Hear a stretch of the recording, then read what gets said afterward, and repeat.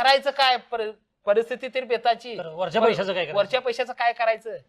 त्यावेळेला यायचं, त्यांच्याकडनं पत्र घ्यायचं, साहेबांच्याकडे जायचं, सचिव साहेबांचा रिमार्क घ्यायचा, साहेबांची सही घ्यायची, मंगेशवटी साहेबांच्याकडे आणून द्यायचं, परत वाढीव निधी म्हणून विशेष बाब म्हणून 1 लाख रुपये परत मंजूर करायचे. त्या माध्यमातून ते मी माझ्या माध्यमातून तुम्हाला सांगतो, मुख्यमंत्री सहायता असेल किंवा सिद्धिविनायक ट्रस्ट असेल, मुख्यमंत्री सहायता निधीच्या माध्यमातून मी आजपर्यंत 600 ते 1000 लोकांना मी माझ्या माध्यमातून मी मदत केली. 600 ते 1000 कुटुंबांना मी मदत केली. समजा आता तुमचा खर्च 8-10 लाखाच्या वर झाला आहे, मुख्यमंत्री सहायताचे 1 लाखच मिळतात. त्यांचा कार्यकर्ता आहे तो साहेबांच्या पर्यंत नेतोय, म्हणजे एक विश्वास लोकांच्या मनात निर्माण झाला आणि ती लोक माझ्यापर्यंत पोहोचायची. त्यावेळेला मित्र परिवार असेल, घरातलं दागदागिने विकून म्हणा, मित्र परिवार कोणाकडून काय होईल ते मदत, लोकांच्याकडून पैसे घेऊन मी दवाखान्यात भेटायला गेलो, त्यावेळेला त्यांच्या डोळ्यातून आनंदाचे अश्रू आले. तुम्ही त्यांचं मोठं काम केलं. आनंदाचे अश्रू आले. एकुलता एक मुलगा असल्यामुळे त्यांच्या आशा होती काही करून मुलगा वाचला पाहिजे, खरं ती परिस्थिती येत नव्हती. शेवटचं एक ऑपरेशन त्यांचं फार मोठं होतं, ते काय त्यांना साध्य करता येईना, कोणाकडून मदत होत नव्हती, आर्थिक परिस्थिती नाही आणि फार परिस्थिती डेंजर होती. काय करायचं त्यांना सुचत नव्हतं. जे माझ्यावर प्रसंग आलेत, जी माझी फसवणूक झाली, मी आर्थिक वंचनेत सापडलो, काही लोकांनी मला घेरण्याचा प्रयत्न केला, ते माझी फसवणूक झाली. जे माझ्या बाबतीत झालं ते इतरांच्या बाबतीत होऊ नये ही एक माझी त्यामागची तळमळ होती. जे प्रश्न माझ्यापर्यंत यायला लागलेत ते मी साहेबांच्या माध्यमातून साहेबांच्यापर्यंत पोहोचवायचे आणि त्यातनं त्या लोकांचं निवारण करायचं. आणि साहेबांनी बरेच प्रश्न सोडवायचे प्रयत्न केले. ज्या घटकावर अन्याय होतोय ते जे घटक असतील, जे प्रश्न असतील महाराष्ट्रात, कोल्हापूर जिल्ह्यात एक आपल्याकडे ओळख झाली की बाबा तेच माझ्यापर्यंत पोहोचायला लागले. बाबा एकनाथ शिंदे साहेबांच्या जवळचा कार्यकर्ता आहे, त्यांचा कार्यकर्ता आहे तो साहेबांच्या पर्यंत नेतोय, म्हणजे एक विश्वास लोकांच्या मनात निर्माण झाला आणि ती लोक माझ्यापर्यंत पोहोचायची, मी जाणून घ्यायचो आणि ते विषय साहेबांच्या पर्यंत पोहोचवायचो. मी तुम्हाला एक सांगतो, आपल्या इस्पुर्ले गावचे आपल्या नदीचे उदाहरण सांगतो. योगेश तांबेकर म्हणून, योगेश तांबेकर म्हणून एक गृहस्थ आहे, त्यांची परिस्थिती हलाखीची, म्हणजे बेताची परिस्थिती, मिळवायचं नाही खायचं त्यांचं कुटुंब होत. त्यावेळेला त्यांना काही कारणास्तव त्यांचे दोन्ही जॉईंट रिप्लेसमेंट बॉलचा प्रॉब्लेम झाला. बरोबर, काही कारणास्तव त्यांच्या फार मोठा प्रसंग आला, त्यांना काय करायचं सुचना. मग त्यांनी काय केलं की एका बॉलचं ऑपरेशन करायचं ठरवलं. त्यावेळेला मित्र परिवार असेल, घरातलं दागदागिने विकून म्हणा, मित्र परिवार कोणाकडून काय होईल ते मदत, लोकांच्याकडून पैसे घेऊन त्यांनी एक ऑपरेशन केलं. एका बॉलचं ऑपरेशन झालं, सक्सेस झालं. दुसरा पण बॉलचा प्रॉब्लेम होता, त्यांना ते ऑपरेशन करायचं होतं, करणं गरजेचं होतं. पैसे तर नाहीत, करायचं काय. पहिलेच ऑपरेशन केले, त्यातनं अजून मी बाहेर पडलो नाही. तुमच्याकडे आले होते, काय करायचं हा त्यांना फार मोठा प्रश्न पडला. मग त्यांना समजलं की सागर जाधव अशी व्यक्ती आहे आणि ती ह्यातून तुला मार्ग काढू शकेल, 100% तुला ह्यातनं बाहेर काढणार. त्यांना समजल्यावर ती माझ्यापर्यंत पोहोचली. त्यांना मी म्हटलं काय झालं, तर असं झालंय म्हणले आणि आता माझ्याकडे पैसे नाहीत, पहिलेच लोकांचं देणं आहे आणि आता मी काय करू, मला ऑपरेशन तरी करायचं आहे, त्रास तरी खूप व्हायला लागलाय, घरात लहान लहान मुलं, पत्नी, आणि मी काय करायचं, कसं राहायचं, काय करायचं, का काय निर्णय घ्यायचा, ह्यो मला प्रश्न फार मोठा.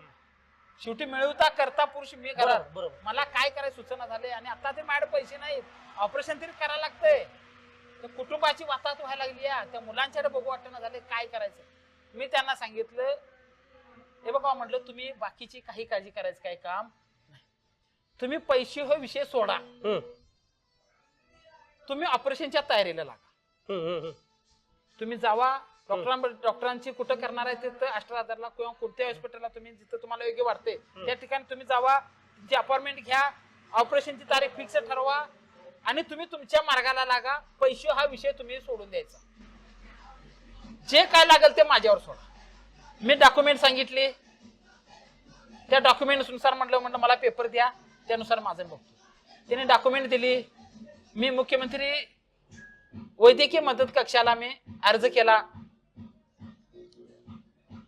ऑपरेशनची तारीख फिक्स झाली. त्यानंतर ऑपरेशन झाल्यास लगेच दुसऱ्या दिवशी 1 लाख रुपये जमा झालेत.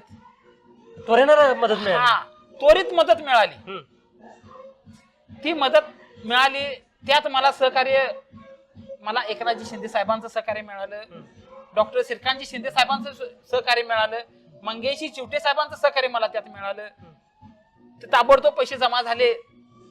मी दवाखान्यात भेटायला गेलो त्यावेळेस त्यांच्या डोळ्यातून आनंदाचे अश्रू आले. तुम्ही त्यांचं मोठं काम केलं. आनंदाचे अश्रू आले. तीन हात जोडले. नाही म्हटलं, माझं कर्तव्य आहे म्हटलं, ते आभार मानायचे नसतात म्हटलं, माझं कर्तव्य म्हणून पार पाडलं म्हटलं मी. तुम्ही कसे आहे, काळजी घ्या, व्यवस्थित राहा. सगळं झालं. त्यानंतर परत आपण त्यांना सिद्धिविनायक ट्रस्टच्या माध्यमातून 25,000ची मदत केली. त्यातनं ते व्यवस्थित झालं, पार पडले व्यवस्थित.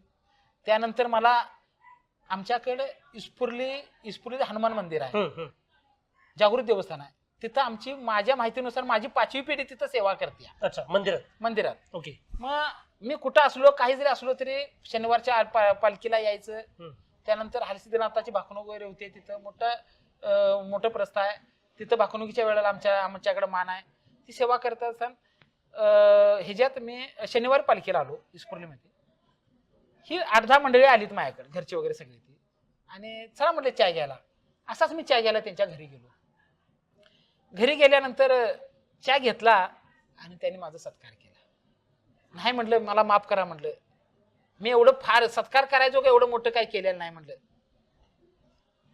जर तुम्हाला आभारच मानायचं असलं तर एकनाथजी शिंदे साहेबांचा आभार माना. त्या माध्यमातून ते मी माझ्या माध्यमातून तुम्हाला सांगतो, मुख्यमंत्री सहायता असेल किंवा सिद्धिविनायक ट्रस्ट असेल, मुख्यमंत्री सहायता निधीच्या माध्यमातून मी आजपर्यंत 600 ते 1,000 लोकांना मी माझ्या माध्यमातून मी मदत केली. 600 ते 1,000 कुटुंबांना ती मदत झाली. कुटुंबांना मी मदत केली. समजा आता तुमचा खर्च 8-10 लाखाच्या वर झाला आहे, मुख्यमंत्री सहायताचे 1 लाखच मिळतात. करायचं काय, परिस्थिती तरी बेताची. वरच्या पैशाचं काय करायचं. त्यावेळेला यायचं, त्यांच्याकडनं पत्र घ्यायचं, साहेबांच्याकडे जायचं, सचिव साहेबांचा रिमार्क घ्यायचा, साहेबांची सही घ्यायची, मंगे चिवटे साहेबांच्याकडे आणून द्यायचं. परत वाढीव निधी म्हणून, विशेष बाब म्हणून 1 लाख रुपये परत मंजूर करायचे आणि ती त्यांना परत मिळवून द्यायची. अतिशय फार असं मोलाचं योगदान एकनाथजी शिंदे साहेबांच्या मुळे महाराष्ट्राला लाभलं फार. आणि आम्ही बघितलं की साहेबांच्या पर्यंत कुठलाही विषय नेला तर तो मागे येत नाही. आजही त्यांच्या कामाची खासियत आहे आणि ते सर्वसामान्यांना भेटणार नेतृत्व आहे. एक ज्योतिबावरच पुजाऱ्यांचं कुटुंब एक आहे, त्यांची पण एका अशा जमिनीमध्ये फसवणूक झाली होती. मी तो विषय साहेबांच्या पर्यंत नेला आणि त्यांना न्याय द्यायचा प्रयत्न केला. कुटुंब फार मोठ्या संकटात होतं, फार मोठ्या अडचणीत होतं. त्यांना साहेबांच्या माध्यमातून आपण बाहेर काढण्याचा प्रयत्न केला. तसा सांगतो तुम्हाला, बरेच आरोग्यविषयक बऱ्याच घटना आहेत. एक वाळव्याचं गृहस्थ आहेत, आमच्या गावातील एक व्यक्ती आहेत पांडुरंग गाळवेकर म्हणून, त्यांचे ते पाहुणे आहेत. पांडुरंग गाळवेकर माझ्याकडे आले, मला म्हटले की असं आमच्या पाहुण्याचा एका ऍक्सिडेंट झाला आहे आणि तुझ्या माध्यमातून काय मदत करता येते काय बघ. ठीक आहे म्हटलं, जाऊया चला. मी स्वतः त्यांना गाडीत माझ्या घेतलं आणि त्यांच्या घरी गेलो. बघितलं तर एक वय कवळं होतं त्याचं. मला वाटतंय 24 ते 26च्या वयाचा तो मुलगा होता आणि तो कागल कारखान्याला कामावर होता आणि जाता जाता त्याचा ऍक्सिडेंट झाला होता आणि फार वाईट परिस्थितीत त्याचा ऍक्सिडेंट झाला होता.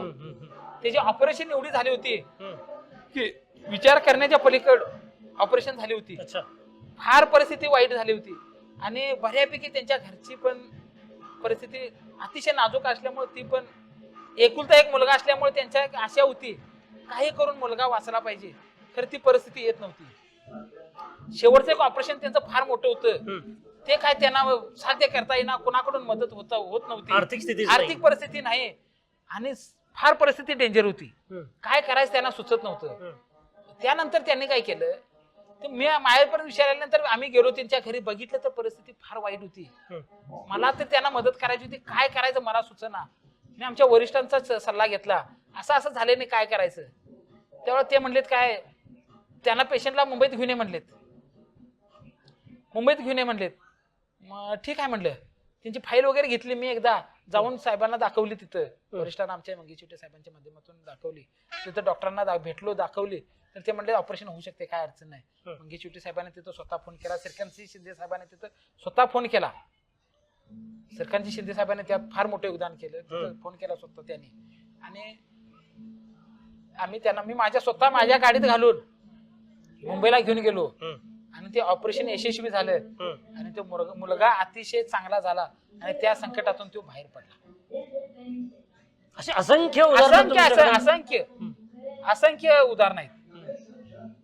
इस्पुर्लीतला कृष्णात खाटके म्हणून एक आहे, कृष्णात कांबळे म्हणून आहेत, त्यांचं पण आपण ऑपरेशन केलं. अच्छा. यशवंत पाटील बासनकर म्हणतात त्यांना, त्यांचं पण मी परवाच ऑपरेशन, परवाच बॉल रिप्लेसमेंटचं ऑपरेशन केलं.